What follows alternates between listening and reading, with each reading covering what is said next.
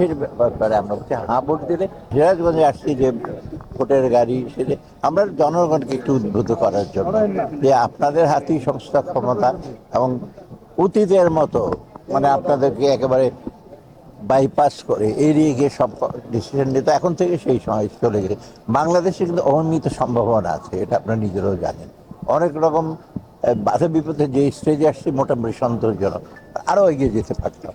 অর্থাৎ এখানে সিরাজগঞ্জে যেহেতু 12ই ফেব্রুয়ারি সবচেয়ে বড় একটা আমাদের সুষ্ঠু নির্বাচন, বড় ইম্পর্টেন্ট জিনিস গভর্নেন্স অফিসের জন্য এবং ডেমোক্রেসির জন্য।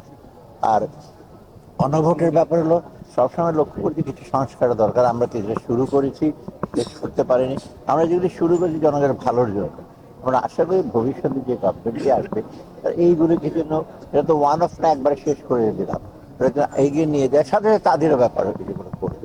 তো এই জন্য লোকজনের কিন্তু কনসাস করা, কারো ইনফ্লুয়েন্সে যেন না করে। আমাদের বাংলাদেশের লোকরা কিন্তু যথেষ্ট বুদ্ধিমান। এরপর আপনি জাতি যে কোনো পর্যায়ে যান, নিজের বিচার বিবেচনায় দেশের জন্য ভালো, নিজের জন্য ভালো, সেই ব্যাপারে আমরা বলছি হ্যাঁ ভোট দিলে সংস্কারটা কোনো এক পেশে যেন না হয়, আমার তাদের পার্টিসিপেশন অংশগ্রহণ করেছে এটাই জন্য আশা করি। না, ওনারা তো চালাচ্ছেন। আমি তো এমন যেমন কিছুক্ষণ আগে গুরুদাসপুরে আমি গেলাম, নাটোরে, ওইখানে ডিসির হচ্ছে ওনারাও চালাচ্ছেন। তবে এখন তো সময় আছে, 12 তারিখ।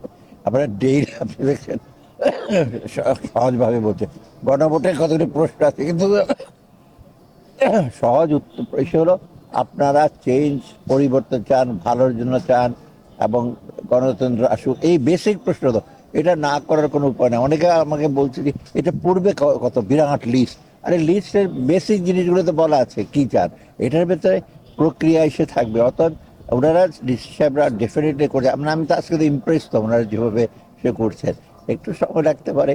আর একটা জিনিস কি জানেন, এখন কিন্তু নিজেদের একটু কনসিয়াস থাকতে হবে লোকে।